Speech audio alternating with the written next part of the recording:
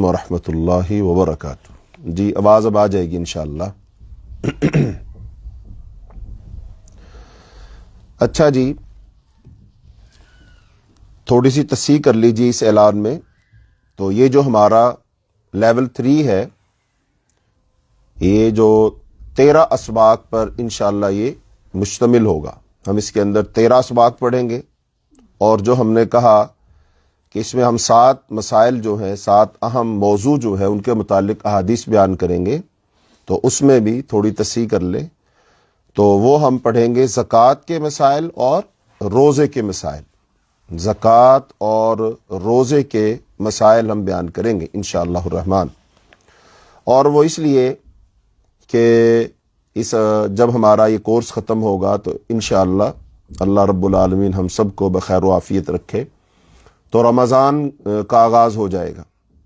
تو رمضان کے آغاز سے پہلے ہم رمضان کی تیاری کر لیں، اور رمضان میں بالعموم ہم 2 کام کرتے ہیں۔ نمبر 1 تو رمضان کے روزے رکھتے ہیں، تو رمضان کے روزے بھی ہم علم حاصل کر کے رکھیں، احادیث کو پڑھ کر کے، جان کر کے، جیسے رسول اللہ صلی اللہ علیہ وسلم رکھا کرتے تھے، تاکہ ہمیں پورا ثواب ملے۔ چونکہ امام بخاری رحمۃ اللہ علیہ نے اپنی صحیح بخاری کے اندر ایک باب باندھا ہے، اور وہ باب یہ ہے کہ العلم قبل القول والعمل، کہ کوئی بھی قول، کوئی بھی بات، کوئی بھی ذکر، کوئی بھی دعا، تو اس کو بولنے سے پہلے، اور کوئی بھی عمل، اس عمل کو کرنے سے پہلے ہمیں علم حاصل کرنا چاہیے۔ چونکہ جب ہم علم حاصل کریں گے تو ہمارا وہ عمل تب ہی اللہ کی بارگاہ میں قابل قبول ہوگا۔ اور اگر کوئی شخص بغیر جانے، بغیر سیکھے، بغیر علم کے کوئی عمل کر بھی لے، تو اس کو اس کا وہ اجر و ثواب نہیں ملے گا جو کہ اس شخص کو ملے گا کہ جو علم حاصل کرنے کے بعد وہ عمل کرے گا۔ اور بعض اعمال تو ایسے ہی ہیں کہ اگر کوئی شخص وہ کام کر لے، اس سے ہو جائے، لیکن اس کو پتہ ہی نہ ہو، اس نے اس کا ارادہ اور نیت ہی نہ کی ہو، تو لہذا وہ ہوا عمل بھی کسی کام کا نہیں ہوتا۔ تو اس لیے علم حاصل کرنا بہت ضروری ہے، اور علم حاصل کرنے کے بعد جو عمل کیا جائے گا وہ اللہ کے ہاں وہ قبولیت کا درجہ رکھے گا، انشاءاللہ وہ اللہ کے ہاں قابل قبول ہوگا۔ تو ایسے ہی رمضان میں بہت سارے مسلمان وہ زکوٰۃ دیتے ہیں، اور پھر زکوٰۃ جو ہے اس کے مسائل ہیں، اور وہ سیکھنے چاہیے، چونکہ آج کرنسی جو ہے اس کی مختلف شکلیں ہیں، اور مختلف شکلوں میں انسان کے پاس دولت ہے، اور پھر جو دولت اصل ہے وہ سونا چاندی ہے، اس میں بھی کئی مسائل ہوتے ہیں کہ انسان کے پاس جو سونا ہے، چاندی ہے، اس کا اپنا ہے یا بیوی ہے، تو اس کا جو زیور ہے، اب اس پر اس نے زکوٰۃ دینی ہے، وہ زکوٰۃ خود دے گی، خامن دے گا، کون دے گا؟ ایسے ہی بعض لوگوں نے اپنی بیٹیوں کے لیے ابھی سے جوڑنا شروع کر دیتے ہیں، لیکن ان کے پاس وہ مال و دولت کی شکل میں بہرحال سونا تو ہوتا ہی ہے، تو اب وہ اس کی زکوٰۃ دیں گے نہیں دیں گے۔ ویسے ہی بعض لوگوں نے پلاٹ وغیرہ خریدے ہوتے ہیں، ان کے پاس گاڑیاں ہوتی ہیں، گھر کئی ہوتے ہیں، تو اب اس پہ وہ زکوٰۃ دیں گے نہیں دیں گے۔ اب بعض لوگوں کے پاس جو سونے چاندی کے زیورات ہیں، ان میں ہیرے لگے ہوتے ہیں، قیمتی نگ لگے ہوتے ہیں، کیا ان کی زکوٰۃ دیں گے نہیں دیں گے؟ تو بہرحال کوئی شخص اگر اس کے پاس وقتی طور پر سونا تو ہو، لیکن اس کے پاس زکوٰۃ دینے کے لیے پیسے نہ ہوں، تو اب اس صورت میں وہ کیا کرے گا؟ تو بہرحال یہ سارے مسائل ہیں، زکوٰۃ کے مسائل ہیں، تو ان کے بارے میں انشاءاللہ ہم قرآن و سنت سے دلائل پیش کریں گے، رہنمائی دیں گے، تاکہ ہم ان تمام امور پر کہ جو کہ اسلام کے ارکان ہیں، ان پر ہم عمل کر سکیں۔ ایسی روزہ ہے، روزے کے بہت سارے مسائل ہیں، میڈیکل کے مسائل ہیں جو کہ اس سے پہلے نہیں ہوتے تھے، آج کل وہ ہیں، لوگوں کو مسائل ہیں، بیماریاں ہیں، تو اب ایسے مریض جو ہیں وہ کیا کریں گے؟ اب جو ہے سفر جو ہیں وہ پہلے نہیں ہوتے تھے، ایسے اسفار جو اب ہیں لوگوں کو پیش آتے ہیں، تو اب اس صورت میں وہ کیا کریں گے؟ بعض لوگ مزدور ہوتے ہیں، وہ کام کاج کرتے ہیں، ظاہر بات ہے پہلے تو دن کے وقت ہی کام کیا جاتا تھا، لیکن اب تو ایسی فیکٹریاں موجود ہیں، ادارے موجود ہیں جن میں دن رات کام ہوتا ہے، شفٹوں میں کام ہوتا ہے، تو ایسے لوگ روزے کیسے رکھیں گے؟ بہرحال بہت سارے جدید مسائل ہیں جو آج لوگوں کو درپیش ہیں، تو ہم اگر ان تمام مسائل کو سیکھ کر کے، ان کا علم حاصل کر کر کے ہم روزے رکھیں گے تو انشاءاللہ ہمارے روزے ہمارے لیے پورے اجر کا باعث بنیں گے، جیسا کہ رسول اللہ صلی اللہ علیہ وسلم نے فرمایا ہے، من صام رمضان ایمانا و احتسابا غفر له ما تقدم من ذنبه، کہ جو آدمی ایمان اور ثواب کی نیت سے روزے رکھتا ہے اللہ تعالیٰ اس کے سابقہ سارے گناہ معاف فرما دیتا ہے۔ لیکن ایک حدیث یہ بھی آتی ہے، بعض روزے دار ایسے ہوتے ہیں کہ ان کو ماں سوائے بھوک اور پیاس کے کچھ بھی نہیں نصیب ہوتا ہے، یعنی ان کو اجر و ثواب نہیں ملتا ہے، وہ صرف بھوکے اور پیاسے رہتے ہیں۔ اب ایک طرف ایک بندہ روزے رکھتا ہے اس کے سابقہ سارے گناہ معاف ہو جاتے ہیں، ایک بندہ روزہ رکھتا ہے تو اس کو سوائے بھوک پیاس کے کچھ بھی نہیں ملتا۔ اب سوچنے کی بات یہ ہے، جس کو کچھ بھی نہیں ملتا اس کو کیوں نہیں کچھ ملتا؟ حالانکہ وہ بھی سحری کھاتا ہے، وہ بھی افطاری کرتا ہے، سارا دن میں وہ بھی کچھ کھاتا پیتا نہیں ہے۔ اور دوسرا بندہ وہ ہے کہ جو روزہ رکھتا ہے اور پھر اس کو اتنا سارا اجر مل جاتا ہے۔ تو اب یہ بات انتہائی اہم بات ہے، اس کو سمجھنا ہے، اور سمجھ کر کے اور علم حاصل کر کر کے اور اس فکر کے ساتھ، توجہ کے ساتھ کہ مجھے بھی پورا ثواب ملنا چاہیے، میرے بھی گناہ معاف ہو، اللہ مجھ سے بھی راضی ہو، اللہ مجھ سے بھی خوش ہو، تو میں ایسا روزہ رکھوں۔ اب ظاہر بات ہے ایسا روزہ بنانے کے لیے، ایسا روزہ رکھنے کے لیے تو علم حاصل کرنا پڑے گا، روزے کو سیکھنا پڑے گا، یہ انتہائی اہم رکن ہے اسلام کا۔ تو جب کہ ہمارے پاس جو علم ہوتا ہے وہ ہم نے صرف سنا سنایا ہوتا ہے، باقاعدہ پڑھا نہیں ہوتا، اور اگر پڑھا بھی ہوتا ہے تو اب ہم نے جو پڑھا ہے باقاعدہ احادیث سے پڑھا ہے، نہیں پڑھا ہے۔ تو بہرحال ہم نے الحمدللہ جو یہ سلسلہ شروع کیا ہے، ادارہ جو ہمارا ہے علوم اکیڈمی UK کے تحت حدیث کورس، اس میں ہم حدیث کی کتاب بلوغ المرام پڑھتے ہیں، اور ہر بات جو ہے حدیث سے ہی بیان کرتے ہیں، اور یہی صحیح طریقہ ہے، اور یہی رسول اللہ صلی اللہ علیہ وسلم نے فرمایا ہے کہ میں تمہارے اندر دو چیزیں چھوڑ کر جا رہا ہوں، ترکت فیکم امرین لن تضلوا ما تمسکتم بہما کتاب اللہ و سنت رسولہ، میں تمہارے اندر دو چیزیں چھوڑ کر جا رہا ہوں، ایک اللہ کی کتاب اور ایک تمہارے نبی کی سنت۔ جب تک تم ان دونوں کو مضبوطی سے پکڑے رکھو گے تم کبھی گمراہ نہیں ہوگے۔ اب گمراہی سے بچنے کے لیے ان دو چیزوں کو پکڑنا ضروری ہے، وگرنہ اگر ہم ان دو چیزوں کو نہیں پکڑیں گے، قرآن اور حدیث کو نہیں سیکھیں گے، علم حاصل نہیں کریں گے، تو شیطان ہمیں بہکا دے گا، شیطان ہمیں گمراہ کر دے گا۔ شیطان جو ہے مختلف طریقوں سے مختلف لوگوں کو گمراہ کرتا ہے، مثلاً وہ نمازیوں کو کیسے گمراہ کرتا ہے، ان کی نماز کو کیسے بیکار کرتا ہے، حج کرنے والوں سے کون سے ایسے کام کرواتا ہے کہ وہ کام اگر کر لیں گے تو ان کی ساری محنت ضائع چلی جائے گی۔ ایسے روزے رکھنے والے روزے رکھتے ہیں، بھوکے پیاسے رہتے ہیں، سحریاں کھاتے ہیں، افطاریاں کرتے ہیں، تراویحیں بھی پڑھتے ہیں، لیکن شیطان ان سے کچھ ایسے کام کروا دیتا ہے کہ جن کو کرنے سے ان کا سارا اجر ضائع ہو جاتا ہے۔ تو لہٰذا اب یہ شیطان ہمارے ساتھ ہے، تو اس لیے رسول اللہ صلی اللہ علیہ وسلم کی احادیث کو اگر ہم پڑھیں گے، سنیں گے، سمجھیں گے تو شیطان کے تمام حملوں سے، اس کے شر سے، اس کے مکر و فریب سے اللہ رب العالمین ہمیں بچا لے گا۔ اسی لیے تو آپ صلی اللہ علیہ وسلم نے فرمایا کہ میں تمہارے اندر دو چیزیں چھوڑ کر جا رہا ہوں، جب تک ان کو مضبوطی سے پکڑے رکھو گے گمراہ نہیں ہوگے۔ اب ظاہر بات ہے گمراہ کرنے والا تو شیطان ہی ہے، تو سمجھ یہ بات آئی کہ ہم پھر شیطان کی گمراہیوں سے پاک ہو جائیں گے، محفوظ ہو جائیں گے، اللہ تعالی ہمیں ان سے بچا لے گا۔ اور پھر رسول اللہ صلی اللہ علیہ وسلم کی ایک حدیث ہے جس سے یہ بات معلوم ہوتی ہے کہ جو حدیث پڑھتے ہیں، ایک تو حدیث پڑھ کر ہم عمل کریں گے، عمل ہمارا قابل قبول ہوگا، وہ باعث اجر بنے گا، لیکن جو یہ حدیث پڑھنا ہے، حدیث پڑھنا یہ بذات خود ایک بہت فضیلت والا عمل ہے، جس کے بارے میں خود رسول اللہ صلی اللہ علیہ وسلم نے فرمایا، نظر اللہ امرأ سمع مقالتی، اللہ تعالیٰ اس آدمی کے چہرے کو تر و تازہ رکھے، اللہ اسے خوش و خرم رکھے، اللہ اسے ہنساتا ہو، مسکراتا ہوا رکھے، کہ جو آدمی حدیث کو سنتا ہے، پھر اس کو یاد رکھتا ہے، پھر اس کی حفاظت کرتا ہے، پھر جیسے اس نے سنا اس کو آگے پہنچاتا ہے۔ اب یہ کام جو کرتا ہے تو یہ کام اس کے لیے باعث خیر ہے، رسول اللہ صلی اللہ علیہ وسلم کی دعا ہے اس آدمی کے لیے جو حدیث پڑھتا ہے، حدیث سنتا ہے۔ اچھا، اب یہ حدیث پڑھنا اور حدیث پڑھنے سے آدمی کے چہرے کا تر و تازہ ہو جانا. اب اگر فرض کر لو اس کو ہم دنیاوی لحاظ سے دیکھیں کہ جو آدمی ڈپریشن کا شکار ہو، مسائل کا شکار ہو، پریشانیوں کا شکار ہو، اب وہ پریشانیاں کوئی بھی ہیں، وہ معاشی ہیں، معاشرتی ہیں، اقتصادی ہیں، کوئی پریشانی ہے، تو ظاہری بات جو اتنا پریشان بندہ ہوگا وہ اس کا چہرہ تر و تازہ تو نہیں نہ ہوگا.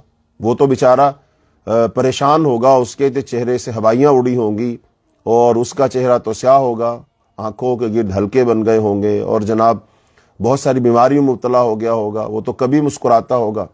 لیکن اب یہ حدیث کی برکت ہے کہ جو بندہ حدیث پڑھے گا اللہ تعالیٰ اس کے ہم اور غم دور کر دے گا، اللہ تعالیٰ اس کی ساری پریشانی دور کرے گا. تو اس کا مطلب حدیث کا پڑھنا یہ واحد ایسا عمل ہے کہ جس کو کرنے سے اللہ تعالیٰ ایک آدمی کے سارے غم پریشانیاں دور کر دے گا اور وہ بندہ مسکراتا ہوا زندگی گزارے گا، خوش و خرم زندگی گزارے گا. تو یہ حدیث پڑھنے کی برکت ہے. تو بات لمبی ہو گئی، تو ہم انشاءاللہ الرحمن احادیث پڑھیں گے اور احادیث کو پڑھ کر کے پھر انشاءاللہ ہم روزے رکھیں گے، ہم زکوٰۃ دیں گے. تو یہ انشاءاللہ اس کا مقصد ہے. تو اللہ رب العالمین سے دعا ہے اللہ ہمیں احادیث کو پڑھنے، سننے، سمجھنے، یاد کرنے، عمل کرنے کی توفیق عطا فرمائے، اور پھر اللہ تعالی ہمیں وہ ساری خیر اور برکت عطا فرمائے جو نبی صلی اللہ علیہ وسلم نے دعائیں دی ہیں، بشارتیں سنائی ہیں حدیث پڑھنے والوں کو، یہ ملے گا، یہ ملے گا، یہ ملے گا. اور ایک اور حدیث تو یہ بھی ہے، رسول اللہ صلی اللہ علیہ وسلم شاہ فرمایا من سلک طریقا یطلب فیہ علما، جو بندہ ایسے راستے پر چلتا ہے جس میں وہ علم حاصل کرتا ہے، اور علم سے مراد یہاں پر قرآن و حدیث کا علم ہے. وہ علم ہے جس سے اللہ تعالیٰ کی معرفت حاصل ہوتی ہے، جس علم سے انسان کی عبادات ٹھیک ہوتی ہیں، جس علم سے انسان کا عقیدہ ٹھیک ہوتا ہے، جس علم سے انسان کا اللہ کے ساتھ تعلق قائم ہوتا ہے. تو وہ علم حاصل کرتا ہے، حاصل کرنے کے لیے نکلتا ہے، تو وہ بندہ جنت کے راستوں میں سے راستے پر چلتا ہے. اور پھر اس کی فضیلت یہ ہے، رسول اللہ صلی اللہ علیہ وسلم فرمایا اس کے لیے تمام مخلوقات بخشش کی دعا کرتی ہیں، حتی الحیتان فی جوف الماء، یہاں تک کہ سمندر کی مچھلیاں بھی اس کے لیے بخشش کی دعا کرتی ہیں. کتنی بڑی فضیلت ہے. اب دنیا میں ہماری اس زمین پر جس پر ہم بستے ہیں، اس کا تقریباً کوئی 70% حصہ اس پر پانی ہے اور بڑے بڑے سمندر ہیں، اور سمندروں کے اندر چھوٹی بڑی کتنی مچھلیاں ہیں. تو اب وہ اتنی بڑی بڑی وحیل مچھلیاں وہ اس بندے کے لیے بخشش کی دعا کرتی ہیں. تو یہ آدمی کس قدر خوش نصیب ہے، کس قدر خوش بخت آدمی ہے یہ کہ اس کے لیے فرشتے ہوں تو وہ دعائیں کرتے ہیں، مچھلیاں ہوں تو وہ دعائیں کرتی ہیں، چونٹیاں ہوں تو وہ دعائیں کرتی ہیں، چڑیا اور فاختہ ہو تو وہ دعائیں کرتی ہے، کوئل کی کوکو میں، پپیے کی پی پی میں اس کے لیے بخشش کی دعا ہے. اب سوچنا یہ ہے یہ بندہ آخر ایسا کون سا کام کر رہا ہے جس کی وجہ سے اس کو اتنی بڑی فضیلت ملی کہ اس کے لیے اتنی ساری مخلوقات دعائیں کر رہی ہیں. تو اب وہ کام کون سا ہے؟ وہ علم حاصل کر رہا ہے، وہ احادیث پڑھنے گھر سے نکلا ہے، وہ قرآن پڑھنے گھر سے نکلا ہے. تو یہ قرآن و حدیث کے علم کی برکت اور فضیلت ہے کہ جو شخص یہ پڑھتا ہے اللہ تعالیٰ اس کو یہ تمام درجات اور تمام فضیلتیں عطا کرتا ہے. تو ہم بھی اس وقت حدیث کی کلاس میں ہیں اور حدیث پڑھنے کی نیت سے آئے ہیں. تو انشاءاللہ ہمیں اپنے اللہ سے جو ہے نا 100%، 100%، بلکہ اس سے بھی زیادہ قوی امید ہے کہ اللہ تعالیٰ یہ ساری فضیلتیں ہمیں بھی عطا فرمائے گا. اس وقت جو ہم جمع ہیں، آپ تمام بہنیں اپنے کام کاج چھوڑ کر کے حدیث کلاس میں تشریف لائی ہیں، اور ہمارا ادارہ اور اس کے ادارے کے لوگ جو پوری توجہ کے ساتھ، اہتمام کے ساتھ اس کلاس کو چلا رہے ہیں. اللہ ہمیں توفیق دے رہا ہے، ہم بیٹھے آپ کو پڑھا رہے ہیں. تو ہمیں اس حدیث کے مطابق اپنے اللہ سے 100% امید ہے کہ ہمارے لیے اس وقت اللہ کی مخلوقات جو ہے وہ بخشش کی دعا کر رہی ہوگی. مچھلیاں ہمارے لیے دعائیں کر رہی ہوں گی. ہمیں تو نہیں پتا کون سی مچھلیاں، کتنی مچھلیاں، کتنی بڑی بڑی مچھلیاں، لیکن وہ اللہ کی بارگاہ میں اس وقت دعا گو ہوں گی کہ اللہ ان پڑھنے والوں کی بخشش فرما دے، اللہ ان کے درجات بلند فرما دے، اللہ ان کے گناہ معاف کر دے. تو ہم اس روئے زمین پر اس حدیث کی وجہ سے خوش نصیب لوگ ہیں کہ اللہ نے ہمیں توفیق دی ہے کہ ہم حدیث کلاس کے اندر ہیں اور حدیث پڑھنے کے لیے آئے ہیں. ہم اس پر اللہ کا جتنا بھی شکر ادا کریں اتنا ہی کم ہے۔ تو اللہ تعالی ہمیں احادیث کو پڑھنے، سننے، سمجھنے، یاد کرنے اور آگے پہنچانے کی اللہ توفیق عطا فرمائے۔ پھر اللہ تعالی ہمیں وہ ساری فضیلتیں، برکتیں عطا فرمائے۔ حدیث پڑھنے کی وجہ سے اللہ ہمارے ہم اور غم دور کر دے، ہماری مشکلات آسان کر دے، پریشانیاں دور کر دے۔ آپ تمام بہنیں اپنے گھروں میں ہیں یا اپنے گھروں سے دور دوسرے ملکوں میں ہیں، اور آپ کے گھریلو، معاشی، معاشرتی جو بھی مسائل، اللہ تعالیٰ ان میں آسانیاں کر دے۔ اگر کوئی مسائل نہیں ہے تو اللہ برکتیں دے، اللہ خیر عطا فرما دے۔ تو ان ساری دعاؤں کے ساتھ ہم آگے بڑھتے ہیں، اور ایک دو اعلانات ہیں اور مزید، وہ کلاس کے متعلق ہی ہیں کہ ہماری جو کلاس ہوا کرے گی، کلاس کے بعد آپ کو حاضری شیٹ بھیجی جائے گی، تو آپ سب لوگ اپنی حاضری لگائیں گے۔ چونکہ جس کی حاضریاں پوری ہوں گی تو اس کو پھر آخر میں انشاءاللہ ایک سرٹیفکیٹ بھی عطا کیا جائے گا کہ آپ نے اس ادارے سے یہ حدیث کورس کیا ہے۔ لیکن جب بہنیں یا تو سستی کی وجہ سے حاضری نہیں لگاتی ہیں، اور پھر جب کو سرٹیفکیٹ سب کو مل رہے ہوتے ہیں تو پھر ان کا اعتراض ہوتا ہے جی ہمیں سرٹیفکیٹ نہیں ملا، تو آپ کو بھی ملے گا، لیکن جو ادارے کے رول ہیں ان کو فالو کرے گا تو ان سب کو ملے گا انشاءاللہ۔ تو اس لیے آپ سب کو جب حاضری شیٹ ملے تو آپ اس پہ حاضری لگائیے گا۔ اور پھر کلاس جب ختم ہوتی ہے تو ہر کلاس کے بعد ایک ٹیسٹ ہوتا ہے، اس میں اوپن بک ٹیسٹ ہوتا ہے، وہ اس میں آپ حدیث کی جو کتاب ہے پہلے اس سے دیکھ کر جواب دیں، یا پھر یوٹیوب پر وہ لیکچر جو ہے اپلوڈ ہو جاتا ہے تو آپ وہاں سے سنیں اور سن کر کے وہ جواب دیں۔ تو وہ ٹیسٹ بھی آپ نے دینا ہے، اور صرف یہ اسی لیے ہے کہ جب آپ کلاس پڑھ لیتے ہیں تو ٹیسٹ آپ کو دیا جاتا ہے، تو اس بہانے سے آپ سبق دہرا لیتے ہیں، سن لیتے ہیں، تھوڑی توجہ رہتی ہے۔ تو اس وجہ سے ایک چھوٹا سا ٹیسٹ رکھا جاتا ہے جس کے اندر 4-5 سوال ہوتے ہیں، چھوٹے چھوٹے سے، مختصر سے۔ تو لہٰذا اس کو بھی آپ ٹیسٹ بھی آپ حل کریں اور پھر اس کو بھی بھیجیں، تاکہ آپ کی حاضری شیٹ بھی پوری ہو، پھر ٹیسٹ بھی آپ دیں، اور پھر کلاس کے اختتام پر انشاءاللہ آپ کی حوصلہ افزائی کے لیے ادارے کی طرف سے آپ کو ایک سند بھی ملے، ایک سرٹیفکیٹ بھی آپ کو ملے۔ تو امید ہے آپ سب بہنیں ان تمام ہدایات پر عمل کریں گی۔ اللہ تعالیٰ آپ سب کو جزائے خیر عطا فرمائے۔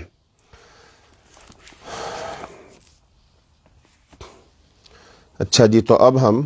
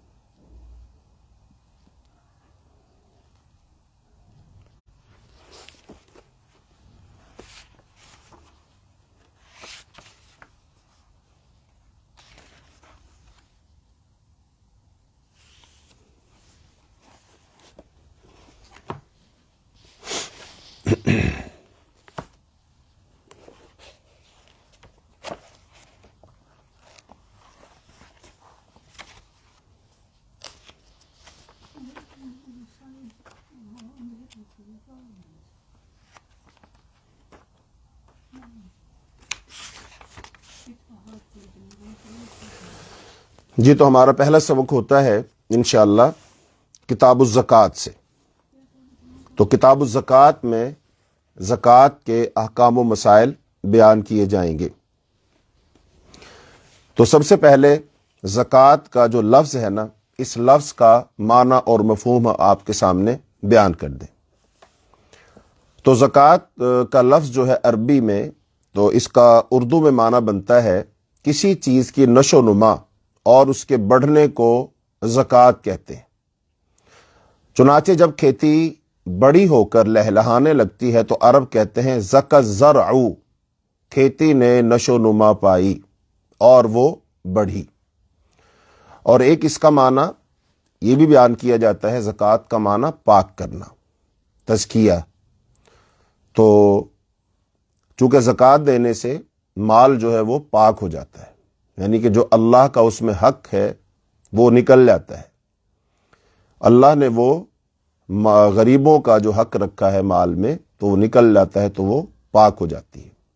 اب زکوٰۃ کی جو اصطلاحی تعریف ہے، شرعی تعریف ہے، شریعت میں اس کا معنی کیا ہے، وہ یہ ہے کہ اللہ تعالیٰ کی عبادت کی غرض سے معین مال میں سے، خاص مال میں سے، ایک خاص مقدار میں سے ایک شرعاً معین حصہ کو ایک معین جہت میں خرچ کرنا، اس کو زکوٰۃ کہتے ہیں۔ یعنی کہ 3 باتیں اس کے اندر بیان ہوئی۔ نمبر 1، اللہ تعالیٰ کی عبادت کی غرض سے، یعنی کہ یہ زکوٰۃ دینا بھی عبادت ہے۔ اور نمبر 2، معین مال ہوگا، یعنی کہ خاص مال ہوگا، جیسے کہ زکوٰۃ کا جس کو ہم نصاب کہتے ہیں، جب انسان کے پاس مال زکوٰۃ کے نصاب کو پہنچے گا تو پھر ہی وہ زکوٰۃ دے گا، اگر اس کا مال نصاب کو نہیں پہنچتا ہے تو وہ زکوٰۃ نہیں دے گا۔ اور تیسرا، پھر اس میں سے معین حصہ ہی نکالیں گے، یعنی جتنا حصہ شریعت نے مقرر کیا ہے جو کہ 2.5% ہے تو وہی ہم نکالیں گے۔ اور چوتھی بات کیا ہے کہ اس زکوٰۃ کے پیسوں کو، جو زکوٰۃ کے مصارف ہیں، خاص مصارف ہیں، اور وہ 8 ہیں، اللہ تعالیٰ نے سورۃ توبہ کے اندر وہ بیان فرمائے ہیں، تو ان 8 جگہوں میں ہی خرچ کریں گے، ان کے علاوہ کہیں اور خرچ نہیں کریں گے۔ تو اس عمل کو زکوٰۃ کہیں گے شریعت کے اندر، یعنی کہ خاص مال ہو گیا، معین مال ہو گیا، پھر اس میں سے معین مال نکالنا ہے اور پھر اس کو خاص جگہوں پر خرچ کرنا ہے، جو کہ 8 جگہیں ہیں۔ سورۃ توبہ کی آیت نمبر 60 میں اللہ تعالیٰ نے بیان فرمایا وہ 8 مصارف ہیں، تو وہاں پر اس کو خرچ کرنا۔ تو یہ زکوٰۃ کا لغوی اور اصطلاحی معنی۔ اور تیسری اور سب سے اہم ترین بات یہ ہے کہ جس بندے کے پاس مال ہو، جس بندے کے پاس مال ہو، وہ صاحب نصاب ہو، لیکن وہ جانتے بوجھتے ہوئے زکوٰۃ نہ دے، جانتے بوجھتے ہوئے وہ بندہ زکوٰۃ نہ دے، زکوٰۃ دینے سے انکار کر دے، تو ایسا بندہ کافر ہو جاتا ہے، وہ بندہ مسلمان نہیں رہتا ہے، بھلے وہ اس کے علاوہ خرچ کہیں اور کرتا ہو، غریبوں کو کھانے کھلاتا ہو، وہ جناب یتیموں کی کفالت کرتا ہو، بیواؤں کا سہارا بنتا ہو، وہ جناب کنویں لگواتا ہو، وہ اور بھی کوئی خیر کے کام کرتا ہو، لیکن اگر وہ معین جو زکوٰۃ ہے، جو اسلام کا رکن ہے، وہ زکوٰۃ ادا نہیں کرتا ہے اور جانتے بوجھتے ہوئے ادا نہیں کرتا ہے، علم اس کو ہے کہ زکوٰۃ دینی چاہیے لیکن نہیں دیتا ہے، تو ایسا بندہ کافر ہو جاتا ہے۔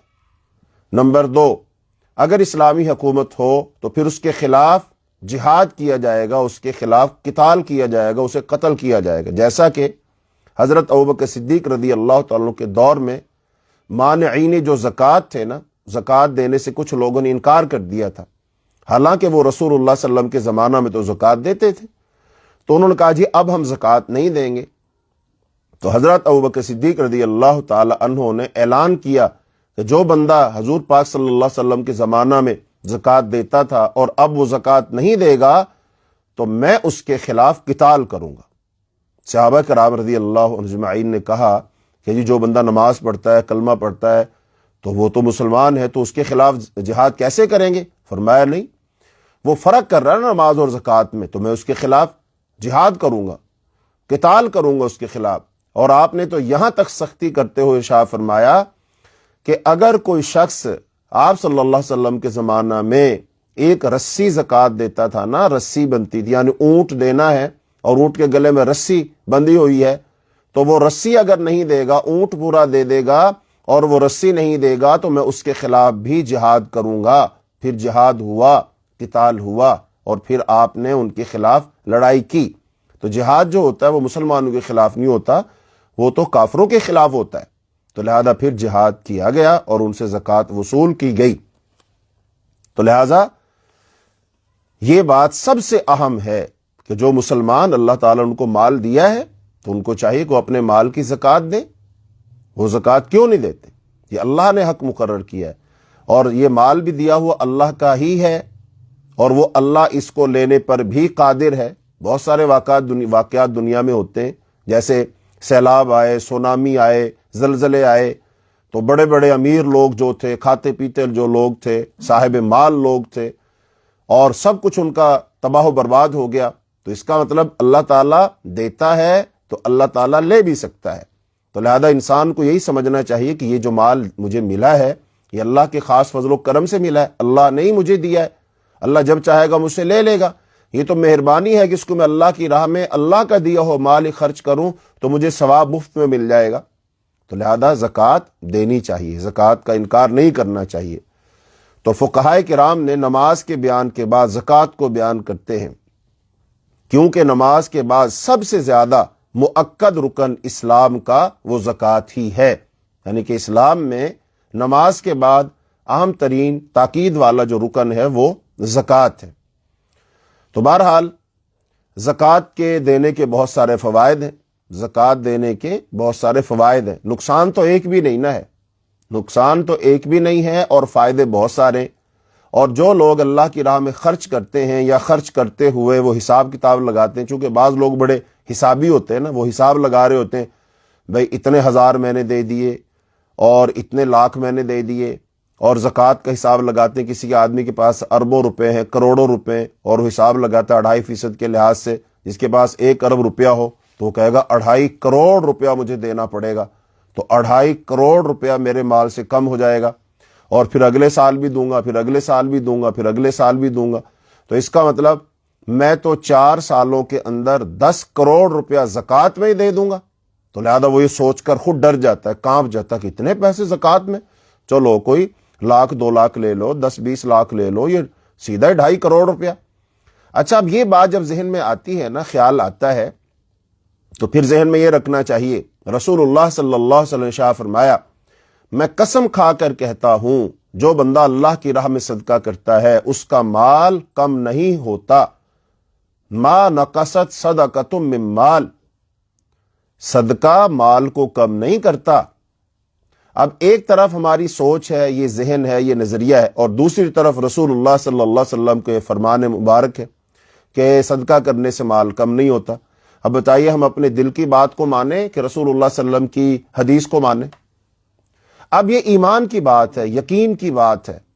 اب جس کا رسول اللہ صلی اللہ علیہ وسلم کی بات پر یقین ہے کہ آپ نے سچ فرمایا، اور یقیناً سچ فرمایا، 100% سچ فرمایا، اس میں کسی قسم کا کوئی شک شبہ ہے ہی نہیں۔ اگر کوئی شخص اس بات میں شک شبہ کرتا ہے تو ظاہر بات ہے اس بندے کو تو پھر اپنا ایمان دیکھنا چاہیے کہ میرا ایمان ہے بھی کہ نہیں، میں مسلمان بھی ہوں کہ نہیں، کہ حضور پاک کی بات میں شک کر رہا ہوں۔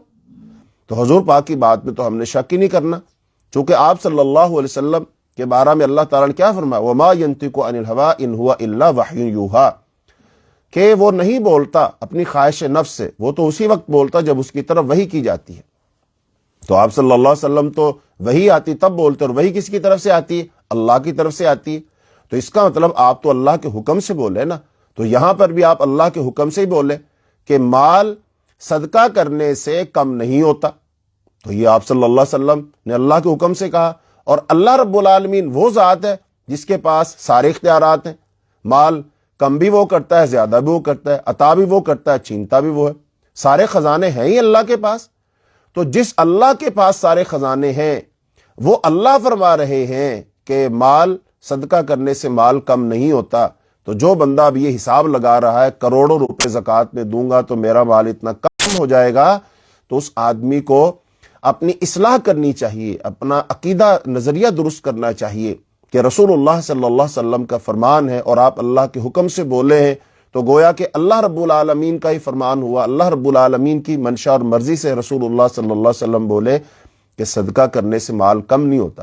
اور جب ہم صدقہ کر رہے ہوتے ہیں ہم کیا کہہ رہے ہوتے ہیں کہ بھی اللہ کی راہ میں خرچ کر رہے ہیں، تو بھلا اللہ کو جب ہم دے رہے ہیں اور وہ اللہ ہی فرما رہا ہے جب تم مجھے دو گے تو تمہارا مال کم نہیں ہوگا، تو پھر اللہ کی بات پہ یقین کرو کہ مال کم نہیں ہوگا، مال کم نہیں ہوگا۔ اور پھر حدیث میں کیا آتا ہے؟ حدیث میں یہ بھی آتا ہے جو اللہ کی راہ میں خرچ کرتا ہے اللہ تعالیٰ اس کو بڑھا چڑھا کر دیتے ہیں، اللہ اسے کم از کم 10 گنا دیتے ہیں، پھر 700 گنا 70 گنا دیتے ہیں، 700 گنا دیتے ہیں، اور بعض لوگوں کو تو اللہ اس سے بھی زیادہ دیتے ہیں۔ تو جن لوگوں کو یہ بات سمجھ آ جاتی ہے وہ تو اللہ کی راہ میں بڑھ چڑھ کر خرچ کرتے ہیں، بڑھ چڑھ کر خرچ کرتے ہیں۔ جس کا جتنا اللہ پر زیادہ یقین ہے، زیادہ توکل اور بھروسہ ہے، جس بندے کو جتنا زیادہ رسول اللہ صلی اللہ علیہ وسلم کی بات پر یقین ہے، وہ بندہ اتنا ہی زیادہ خرچ کرتا ہے اور اللہ تعالیٰ پھر ان کو دیتا ہے۔ جیسا کہ صحابہ کرام رضی اللہ عنہم اجمعین کے واقعات ہیں کہ ایک موقع پر آپ صلی اللہ علیہ وسلم نے فرمایا کہ اللہ کی راہ میں خرچ کرو، تو حضرت ابوبکر صدیق رضی اللہ تعالیٰ اپنے گھر کا سارا مال لے آئے۔ اب حضرت ابوبکر صدیق رضی اللہ تعالیٰ چونکہ صحابہ کرام میں بلکہ تمام انبیاء کی جو امتیں ہیں، ان تمام انبیاء کی امتوں میں سب سے افضل ہے حضرت ابوبکر صدیق رضی اللہ تعالیٰ عنہ، تو ان کا ایمان پھر سب سے مضبوط ہے، توکل اور بھروسہ سب سے زیادہ مضبوط ہے، تو لہٰذا اب ان کا ایمان تھا، اسی لیے وہ اپنے گھر کا سارا سامان لے آئے۔ تو بتائیے کیا اس کے بعد حضرت ابوبکر صدیق رضی اللہ تعالیٰ عنہ کیا بھوکے مرے؟ کیا ان کے گھر میں فاقے پڑ گئے؟ کیا ان کے پاس مال نہیں آیا؟ بالکل ایسا نہیں ہے، اللہ پاک نے بہت نوازا۔ یہ دیکھیے اللہ تعالیٰ نے ان کو نوازا تھا، عزت بخشی تھی، فضیلت عطا فرمائی تھی، رفعتیں بلندیاں عطا فرمائی تھیں، تو آج ان کو فوت ہو کتنا عرصہ بیت گیا، تو آج ہم ان کو یاد کر رہے ہیں، اور جب بھی ان کا نام آتا ہے فوراً ہم کہتے ہیں رضی اللہ عنہ، فوراً ہم ان کے لیے دعا کرتے ہیں۔ تو یہ بھی تو اللہ کی طرف سے فضل ہی ہے نا، کہ کوئی بندہ فوت ہو جائے اور اس کے سینکڑوں سال بعد بھی ان کا اتنا ادب اور احترام سے نام لیا جائے، یقیناً یہ اللہ کی طرف سے بہت بڑی فضیلت ہے جو اللہ نے ان کو عطا فرمائی۔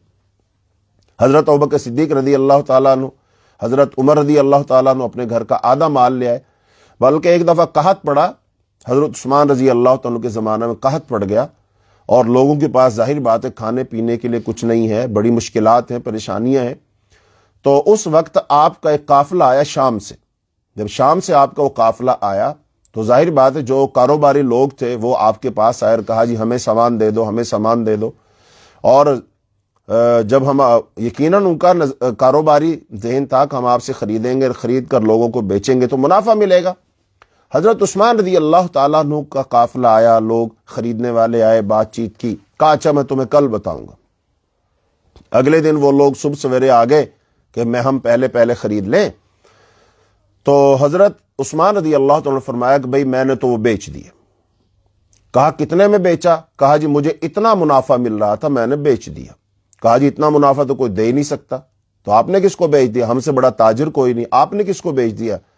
تو آپ نے فرمایا میں نے اس کے ہاتھ بیچ دیا جو مجھے اتنا منافع دے، یعنی انہوں نے سارا مال جو تھا وہ اللہ کی راہ میں صدقہ کر دیا، خیرات کر دیا۔ تو حضرت عثمان رضی اللہ تعالیٰ عنہ نے اتنا مال خرچ کیا اسلام کے لیے، اتنا مال خرچ کیا کہ ایک موقع پر تو رسول اللہ صلی اللہ علیہ وسلم نے ارشاد فرمایا آج کے بعد عثمان کوئی عمل نہ کرے تو اس کی نجات کے لیے یہی کافی ہے۔ تو آپ کو ایک بات بتاؤں جو شاید آپ کو پہلے پتہ نہ ہو، آج بھی حضرت عثمان رضی اللہ تعالی عنہ کا باغ مدینہ میں موجود ہے، اور حضرت عثمان رضی اللہ تعالیٰ عنہ کے نام سے ایک اکاؤنٹ چل رہا ہے جس میں پیسے آتے ہیں اور وہ خرچ کیے جاتے ہیں۔ یعنی آپ کو تو فوت ہوئے سینکڑوں سال بیت گئے، لیکن آج تک ان کے نام سے وہ اکاؤنٹ چل رہا ہے۔ یہ مجھے ایک بھائی نے بات بتائی جو کہ مدینہ کے مالی معاملات کو جانتا ہے، تو میں حیران ہو گیا، میں سبحان اللہ، ان کو فوت ہو اتنا عرصہ بیت گیا اور آج تک وہ چل رہا ہے، تو اس کا مطلب اللہ تعالیٰ نے اتنا دیا ان کو۔ صحابہ کرام رضی اللہ عنہم اجمعین کے بارے میں تو یہ آتا ہے جب ان کو اتنا مال و دولت ملا، مسجد نبوی میں سونے چاندی کی جب ڈھیر لگے، تو صحابہ کرام یہ ڈرا کرتے تھے اور کہا کرتے تھے کہ اللہ نے جو ہم سے وعدے کیے تھے کہیں وہ اللہ نے دنیا میں ہی تو پورے نہیں کر دیے۔ یعنی ہم تو دنیا میں لینے کی متمنی نہیں ہے، ہم تو یہ خواہش رکھتے ہیں کہ اللہ ہمیں آخرت میں دے، تو کہیں اللہ نے ہمیں دنیا میں ہی تو نہیں نواز دیا۔ یعنی اتنا مال و دولت ان کو ملا، تو یہ سب کچھ کیوں ملا تھا؟ چونکہ انہوں نے اللہ کی راہ میں خرچ کیا تھا، تو اس وجہ سے ان کو ملا تھا۔ تو بہرحال یہ یقین کی بات ہے، صدقہ کرنے سے مال میں کمی نہیں ہوتی، اللہ تعالیٰ صدقات کو بڑھاتا ہے، جیسا کہ قرآن پاک کی آیت میں ہے کہ اللہ تعالیٰ سود کو مٹاتا ہے، وہ یربی الصدقات، اور اللہ صدقات کو بڑھاتا ہے۔ اور ایک حدیث میں تو یہ بھی آتا ہے جب انسان کوئی کام کرتا ہے، صدقہ کرتا ہے، تو اللہ تعالیٰ اس صدقے کی ایسے پرورش کرتا ہے جیسے کوئی شخص اپنے گھوڑے کے بچے کو لاتا ہے نا، تو اس کی پرورش کرتا ہے اور اس کو کھلاتا پلاتا رہتا ہے، وہ تنو مند ہوتا ہے، صحت مند ہوتا رہتا ہے، بڑھتا رہتا ہے۔ تو اللہ تعالیٰ اس کے صدقے کی ایسے پرورش کرتا ہے. اب ظاہری بات ہے ایک بندے نے اگر جو ہے صدقہ کیا ہو اور وہ کیا ہو رسول اللہ صلی اللہ علیہ وسلم کے زمانہ میں، تو اب 1444 چل رہا ہے، 1444 ہجری اس وقت چل رہا ہے، تو 1444 سال تو ہو گئے نا اس کو بڑھتے ہوئے، تو کتنا ہو گیا ہوگا بڑھ کے وہ. اور پھر ابھی قیامت اللہ کو معلوم ہے کب آئے گی، تو قیامت تک بڑھتا رہے گا، تو قیامت تک وہ بڑھتا کتنا بڑا ہو جائے گا یہ تو اللہ ہی جانتا ہے. تو اس کا مطلب ہم اللہ کی راہ میں خرچ کریں گے، اللہ ہمارے اس خرچ کیے ہوئے کی پرورش کرے گا اور اس کو بڑھا کر کے چڑھا کر کے خوب اس کی پرورش کر کے پال پوس کر کے اللہ قیامت کے دن ہمیں عطا فرما دے گا کہ یہ لو، یہ ہے وہ تمہارا جو تم نے خرچ کیا تھا نا، تو اللہ نے اس کو بڑھا چڑھا کر تمہیں لوٹا دیا. تو پھر انسان خوش ہوگا کہ یا اللہ اتنا تو میں نے کوئی کام کیا ہی نہیں تھا اتنا بڑا جس کا اتنا بڑا مجھے اجر مل گیا. تو بہرحال اللہ نوازے گا. تو اس لیے زکوٰۃ دیتے وقت ہمیں دل میں ایسا کوئی ملال، کوئی ایسا خیال نہیں لانا چاہیے، بلکہ خوش ہونا چاہیے اور طیب نفسی کے ساتھ، دل کے جذبے کے ساتھ اللہ سے اچھی امیدیں لگا کر کے اللہ کی راہ میں خرچ کرنا چاہیے، تاکہ اللہ تعالیٰ بھی خوش ہو کہ میرے بندوں نے دل کی خوشی کے ساتھ میری راہ میں خرچ کیا ہے. اور پھر حدیث میں آتا ہے نا کہ جب بندہ کسی غریب پر خرچ کرتا ہے تو گویا کہ اس تصور کے ساتھ خرچ کرے کہ وہ اللہ پر خرچ کر رہا ہے. چونکہ قیامت کے دن ایک حدیث میں آتا ہے، قیامت کے دن اللہ تعالیٰ بندے سے کہے گا میں بیمار تھا تو نے میری بیمار پرسی نہیں کی، میں بھوکا تھا تو نے مجھے کھانا نہیں کھلایا. بندہ کہے گا کہ یا اللہ تو کہاں کھاتا ہے، یا اللہ تو کہاں بیمار ہوتا ہے؟ تو اللہ پاک فرمائیں گے میرا فلاں بندہ بیمار تھا نا، تو اس کے پاس آتا تو مجھے پاتا. تو اس سے پتہ چلا کہ یہ نیت، یہ جذبہ، یہ خیال ہو کہ میں اللہ کو دے رہا ہوں، میں اللہ کو دے رہا ہوں، تو یہ اللہ تعالیٰ پھر دلوں کے حال خوب جانتا ہے، دلوں کی کیفیات کو اللہ خوب جانتا ہے، دلوں کے وسوس و ارادوں کو اللہ خوب جانتا ہے. چونکہ اللہ تعالیٰ جب کسی بندے کو دیکھتا ہے تو اللہ تعالیٰ اس کے دل کو دیکھتا ہے. حدیث پاک میں آتا ہے ان اللہ لا ينظر الى صورکم ولا اجسامکم ولا اموالکم ولکن ينظر الى قلوبکم واعمالکم. بے شک اللہ نہیں دیکھتا تمہاری شکل و صورتوں کی طرف، نہیں دیکھتا تمہارے جسموں کی طرف، نہیں دیکھتا اللہ تمہارے مالوں کی طرف، اللہ دیکھتا ہے تمہارے دلوں کی طرف. تو اب حدیث کے الفاظ کے مطابق اگر دیکھیں تو اللہ کہاں دیکھتا ہے؟ دل کو دیکھتا ہے. تو اب دل میں جتنا جذبہ ہوگا، جتنا اللہ سے پیار ہوگا، اللہ کی خاطر خرچ کرنے کا جذبہ ہوگا، اللہ اسی قدر دے گا. یعنی کہ فرض کر لو ایک بندہ خرچ کرتا ہے 1000 روپیہ، لیکن اس نے خرچ کر دیا، لیکن اس کے دل میں وہ جذبہ، وہ خیال، وہ تصور، وہ محبت، وہ للہیت وہ نہیں تھا. اور دوسرا بندہ خرچ کرتا ہے اللہ کی راہ میں اس جذبے کے ساتھ، ان تمام باتوں کو سن کر کے پورے خیال کے ساتھ، توجہ کے ساتھ، للہیت، قرب حاصل کرنے کے لیے، اللہ کی محبت حاصل کرنے کے لیے ان تمام باتوں کو ذہن میں رکھ کے خرچ کرتا ہے اور دل کی خوشی سے خرچ کرتا ہے. تو ان دونوں نے خرچ تو بظاہر 1000 کیے، لیکن اجر دونوں کو ایک سا نہیں ملے گا. اجر بڑھ جائے گا اس آدمی کا جس نے طیب نفسی کے ساتھ، جذبے کے ساتھ، محبت میں سرشار ہو کر خوشی کے ساتھ خرچ کیا، اس کا اجر بڑھ جائے گا. تو اس لیے پھر ہمیں زکوٰۃ دیتے وقت دل میں سرور ہونا چاہیے، خوشی ہونی چاہیے، اور دل میں تنگی نہیں ہونی چاہیے، اور دل ہمارا گھٹا گھٹا سا نہیں ہونا چاہیے. ہم وسوسوں کا شکار نہ ہو، خیالات کا شکار نہ ہو. یہ شیطانی وسوسے ہیں. شیطان ہمیں فقیر ہونے سے ڈراتا ہے کہ نہیں تم نے خرچ کیا تو فقیر ہو جاؤ گے، خرچ کیا تو اتنا مال کم ہو جائے گا. تو ہمیں شیطان کے وسوسوں میں نہیں آنا چاہیے، بلکہ ان بشارتوں کو، ان حدیثوں کو ذہن میں رکھنا چاہیے، اور ذہن میں رکھ کر ہمیں اللہ کی راہ میں خرچ کرنا چاہیے، زکوٰۃ دینی چاہیے. تو پھر اللہ تعالیٰ بھی خوش ہوگا. جیسا کہ قرآن پاک کی آیت ہے نا، فرمایا لن تنالوا البر حتى تنفقوا مما تحبون، کہ تم نیکی کو اس وقت تک پہنچ ہی نہیں سکتے جب تک تم وہ چیز خرچ نہ کرو کہ جو تمہیں سب سے محبوب ہے. لن تنالوا البر حتى تنفقوا مما تحبون، جس سے تم محبت کرتے ہو. اچھا، اب ایک طرف ہے مال کی محبت اور ایک طرف ہے اللہ کی محبت. اب سب سے ستھری چیز، سب سے پیاری چیز، سب سے اچھی چیز جو دل کو لگتی ہے، وہ بندہ کس کو دے سکتا ہے؟ وہ کس کو دے سکتا ہے؟ وہ اسی کو دے سکتا ہے جو بندے کو اس چیز سے بھی زیادہ محبوب ہو. تو وہ کون ہے؟ وہ ہمارا اللہ ہے. چونکہ قرآن میں آتا ہے نا والذین آمنوا اشد حبا للہ، جو اہل ایمان ہوتے ہیں نا وہ اللہ سے محبت کیسی کرتے ہیں؟ سب سے زیادہ محبت، سب سے شدید ترین محبت، ٹوٹ کر جو محبت کرتے ہیں نا ایمان والے وہ اللہ سے کرتے ہیں. باقی ساری چیزوں کی محبتیں نیچے. جیسے قرآن پاک میں 8 چیزوں کا اللہ پاک نے گنوایا ہے. فرمایا قل ان کنتم تحبون اللہ، فرمایا قل ان کان آباؤکم و ابناؤکم و اخوانکم و ازواجکم و عشیرتکم و اموال اقترفتموها و تجارت تخشون کسادها و مساکن ترضونها احب الیکم من اللہ ورسولہ وجہاد فی سبیلہ فتربصوا حتی یأتی اللہ بامرہ. اللہ نے 8 چیزیں گنوائی ہیں اور 8 چیزوں کو گنوا کر کے پھر کیا فرمایا؟ اگر تمہیں ان محبت ہے زیادہ ان 8 چیزوں سے، پھر کیا کرو؟ پھر تم انتظار کرو کہ پھر تم پر اللہ کا عذاب آ جائے. اس کا مطلب اگر ان 8 چیزوں سے محبت بڑھ گئی، کس سے؟ اللہ سے، اس کے رسول سے اور اس کی راہ میں جہاد کرنے سے، تو پھر نتیجہ کیا نکلے گا؟ عذاب. اور اس کا مفہوم دوسرا نکالو. دوسرا مفہوم یہ نکلے گا اگر ان 8 چیزوں کی محبت کم ہوئی اور اللہ کی محبت زیادہ ہوئی، اللہ کے رسول سے محبت زیادہ ہوئی، اللہ کی راہ میں جہاد کرنے کی محبت زیادہ ہوئی، پھر نتیجہ کیا نکلے گا؟ پھر نتیجہ یہ نکلے گا کہ اللہ تعالیٰ تمہیں ہلاک نہیں کرے گا، اللہ تعالیٰ تمہیں کامیاب کرے گا. تو اس کا مطلب دنیا میں مقابلہ ہے محبتوں کا. ایک طرف ہے اللہ کی محبت اور دوسری طرف ہے اللہ کی محبت کے مقابلہ میں جو ہے ماں باپ کی محبت، بہن بھائیوں کی محبت، عزیز و اقارب کی محبت، رشتہ داروں کی محبت، مال و دولت کی محبت، گھروں کی محبت، تجارتوں کی محبت. یہ ساری محبتیں دوسری طرف ہیں.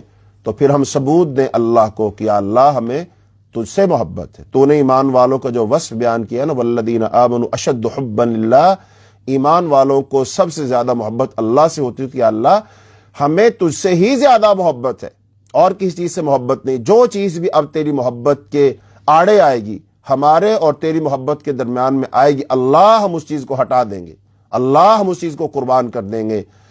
تو ایسے جذبات کے ساتھ، ایسی نیت اور ارادوں کے ساتھ جب بندہ اللہ کی راہ میں مال خرچ کرے گا تو مالک الملک کتنا خوش ہوگا. وہ ناز کرے گا، یقیناً فرشتوں پر ناز کرے گا کہ بھائی دیکھو یہ ہے میرے بندے، یہ ہے اولاد آدم، یہ ہے آدم کے بیٹے، اور انہوں نے ثابت کر دیا کہ واقعی میں نے آدم کو ٹھیک بنایا، میں نے اس کی تخلیق کی تھی، میں نے اس کا امتحان بھی کیا، جانچا بھی، لیکن وہ کامیاب ہوا. تو بہرحال زکوٰۃ جو ہے وہ اللہ کا حکم ہے. نبی صلی اللہ علیہ وسلم نے ہمیں بتایا بنی الاسلام علی 5، اسلام کی عمارت 5 ستونوں پر کھڑی ہے، ان میں سے ایک ستون کیا ہے؟ وہ زکوٰۃ ہے. اور اب جو زکوٰۃ دینے سے کیا ہوگا؟ زکوٰۃ کے اندر اتنی حکمتیں ہیں، اتنی بھلائیاں دینے میں کہ زکوٰۃ دینے سے اب یہ ساری فضیلتیں تو ملیں گی، یہ اخروی ہیں. دنیا میں کیا ملے گا؟ امن ملے گا، بھلائی ملے گی، سکون ملے گا، بھائی چارہ ملے گا، معاشرے کے اندر جرائم ختم ہو جائیں گے، چوری نہیں ہوگی، ڈکیتی نہیں ہوگی، جان مال عزت کا تحفظ ہو جائے گا. اگر آپ دیکھیں گے دنیا میں اس وقت جتنا خون خرابہ ہو رہا ہے اس سب کے پیچھے مال ہی کھڑا ہے، لوگ مال کے لیے کر رہے ہیں. تو جب مال کی محبت اتنی نہیں ہوگی، مال کو ہم معاشرے میں بے درے خرچ کریں گے، تو جن لوگوں کے دل میں کوئی جرم پنپتا ہے نا، کوئی جرم جو ہے وہ اس کے دل میں جگہ پاتا ہے، شیطان وسوسہ ڈالتا ہے، ہم زکوٰۃ دے کر کے اس کے جرم کو دبا دیں گے، اس کو ختم کر دیں گے، تو معاشرے کے اندر امن اور سکون ہو جائے گا. بہرحال زکوٰۃ ادا کرنے کا فائدہ بالکل ظاہر ہے. چنانچہ زکوٰۃ کا اجر زکوٰۃ دینے والے کو ملتا ہے اور لینے والے کو ملتا ہے. دینے والے کو جو فائدہ حاصل ہوتا ہے اس کا ذکر اللہ تعالیٰ نے قرآن پاک میں سورہ توبہ کی آیت نمبر 103 میں کیا ہے. فرمایا خذ من اموالہم صدقۃ، ان کے مالوں سے صدقہ لے، اس کے ساتھ تو انہیں پاک کرے گا اور انہیں صاف کرے گا. پس زکوٰۃ دینے سے آدمی کے گناہ معاف ہوتے ہیں اور اسے ظاہری و باطنی تزکیہ وہ حاصل ہوتا ہے. جیسا کہ ایک حدیث میں نبی صلی اللہ علیہ وسلم فرمایا صدقہ خطا کو ایسے مٹا دیتا ہے جیسے پانی آگ کو بجھا دیتا ہے. یعنی کہ خطائیں تو یقیناً ہماری ہیں نا، تو صدقہ کرنے سے، زکوٰۃ دینے سے ہمارا صدقہ ہمارے گناہوں کو مٹا دے گا، ختم کر دے گا. پھر اللہ تعالیٰ اس مال میں بے پناہ برکت عطا فرماتے ہیں جس کی زکوٰۃ ادا کر دی جاتی ہے. جبکہ زکوٰۃ ادا نہ کرنے سے بسا اوقات وہ مال دنیا میں ہی ہلاکتوں، فنا ہونے کا سبب بن جاتا ہے۔ پھر مال ایک محبوب شے ہے جسے اللہ تعالیٰ کے نام پر دینے سے آدمی کو ایمان کا کمال ملتا ہے، ایمان کا کمال یعنی کہ اعلیٰ درجے کا ایمان بنتا ہے۔ جب انسان مال اللہ کی راہ میں خرچ کرتا ہے تو آدمی کو ایمان کا کمال ملتا ہے، اور رہا لینے والے کو فائدہ تو وہ بھی بدیہی ہی ہے۔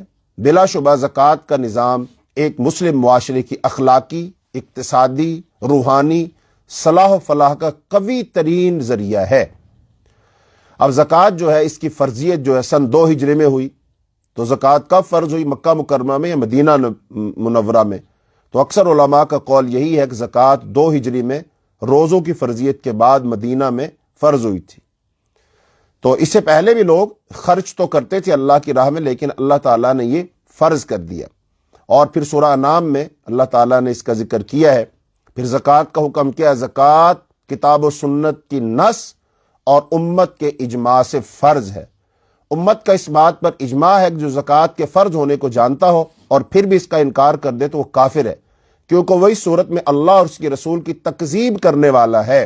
وہ اللہ کو بھی جھٹلا رہا ہے اور رسول اللہ صلی اللہ علیہ وسلم کی رسالت و نبوت کو بھی جھٹلا رہا ہے، جو صریح کفر ہے۔ اور جو جانتا ہو اور نو مسلم ہو، وہ جاننے کے بعد بھی اگر اس کا انکار کرے اور انکار پر اڑا رہے تو وہ بھی کافر شمار ہوگا۔ البتہ جو اس کی فرضیت کا قائل ہونے کے باوجود محض نفس کے غلبہ اور لاپرواہی کی وجہ سے اسے ادا نہ کرتا ہو، تو بعض علماء نے، جن میں امام احمد بن حنبل بھی ہیں، ایسے شخص کو بھی کافر کہا ہے، کیونکہ زکوٰۃ اسلام کے ایک رکن ہے، اور ایسے شخص کو تارک صلاۃ کے ساتھ جوڑا جائے گا تو پھر زکوٰۃ قہراً زکوٰۃ لینے کا حکم ہے، یعنی کہ اس سے زبردستی اس سے زکوٰۃ لی جائے گی۔ تو رہا یہ سوال کہ جو سستی اور غفلت کی وجہ زکوٰۃ نہ دے تو کیا اس سے زکوٰۃ زبردستی وصول کی جا سکتی ہے؟ تو اس کا جواب یہی ہے کہ جی ہاں، ایسے آدمی سے زکوٰۃ زبردستی وصول کی جائے گی۔ البتہ ایسی صورت میں بھی جو رب کا حکم سمجھ کر زکوٰۃ ادا کرے گا وہ عند اللہ بھی بری ہو جائے گا، اور جو اسے تاوان سمجھ کر دے گا تو وہ عند اللہ بری نہیں ہوگا، بلکہ اس پر اس کا مواخذہ کیا جائے گا۔ بھائی جب اللہ نے ایک چیز فرض کی تھی تو نے اس کو فرض کیوں نہیں مانا؟ کیا تو اتنا بڑا ہو گیا ہے؟ تو اللہ کے سامنے، اللہ کے حکموں کے سامنے تو اکڑتا ہے، اللہ کی بات کوئی تسلیم نہیں کرتا ہے۔ تو بہرحال زکوٰۃ ہر صورت لی جائے گی۔ اب یہ ہماری بدقسمتی ہے کہ آج مسلم معاشرے کے اندر زکوٰۃ کا نظام نہیں ہے۔ ٹیکس کا نظام تو دنیا میں چل رہا ہے، لیکن زکوٰۃ کا نظام نہیں ہے، حالانکہ زکوٰۃ دینا ٹیکس سے کہیں آسان ہے۔ تو پھر ہمیں چاہیے کہ ہم سب مل جل کر اس بات کو بھی اپنے ذہنوں میں بٹھائیں کہ اے اللہ ہمیں اسلام کا مکمل معاشرتی نظام عطا فرما دے کہ جس کے اندر ہم پورے اسلام پر عمل کر سکیں، ہم زکوٰۃ بھی دے سکیں، روزے بھی رکھ سکیں، نمازیں بھی پڑھ سکیں، اور اسلامی حدود کا نفاذ بھی ہو جائے۔ اسلام کے جو آئلی قوانین ہیں، معاشرتی قوانین ہیں، سیاسی قوانین ہیں، عدالتی قوانین ہیں، ان سارے قوانین کو نافذ کر دیا جائے اور ایک اچھا مثالی اللہ کی رضا والا وہ معاشرہ وجود میں آ جائے تو انشاءاللہ پھر اس میں یہ زکوٰۃ کا نظام بھی قائم ہو جائے گا۔ پھر زکوٰۃ کی برکت سے اللہ پھر دوبارہ دور دہرا دے گا کہ زکوٰۃ کی برکت سے اتنی خوشحالی آئے گی، اتنی خوشحالی آئے گی کہ کوئی بندہ زکوٰۃ لینے والا نہیں رہے گا۔ اللہ لوگوں کو غنی کر دے گا، اللہ فقر و فاقہ مٹا دے گا۔ جیسا کہ یہ زمانہ گزر چکا ہے، لوگ زکوٰۃ دینے کے لیے نکلتے تھے، انہیں کوئی زکوٰۃ لینے والا ہی نہیں ملا کرتا تھا۔ تو یہ ایسا کب ہوا اور کیوں ہوا؟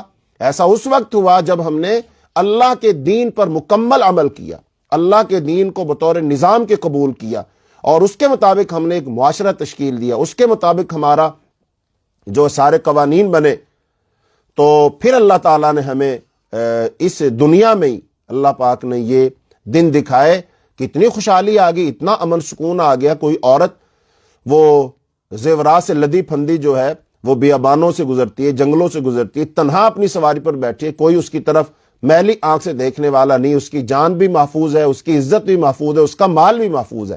تو ایسا کب ہوا؟ جب ہم نے اسلام پر مکمل عمل کیا۔ تو اللہ بھی یہی فرماتے ادخلوا فی السلم کافہ، کہ اسلام میں پورے داخل ہو جاؤ۔ تو اللہ تعالیٰ اگر ہمیں توفیق دے دے، اسلام کا نظام قائم ہو جائے، پھر اس میں زکوٰۃ کا نظام بھی ہوگا، پھر زکوٰۃ وصول کی جائے گی امیروں سے اور غریبوں پر خرچ کی جائے گی، اور جب خزانہ بھرا ہوا ہوگا تو اس سے انشاءاللہ غریبوں کی دلجوئی بھی کی جائے گی۔ غریب بھی بالآخر ہمیشہ غریب نہیں رہیں گے، بلکہ اللہ انہیں بھی غنی کر دے گا، وہ خود زکوٰۃ دینے والے بن جائیں گے۔ تو اللہ تعالی ہمیں ایسا نظام عطا فرمائے۔ تو آج یہ تمہیدی باتیں ہو سکیں، اس موضوع کی اہمیت آپ کو سمجھائی، اس سے زکوٰۃ کی فضیلت اور فرضیت آپ کو بتائی۔ تو اگلے سبق میں انشاءاللہ باقاعدہ طور پر ہم احادیث کا آغاز کر دیں گے، اور میں اللہ سے دعا کرتا ہوں جتنی ہماری بہنیں تشریف لائی ہیں تو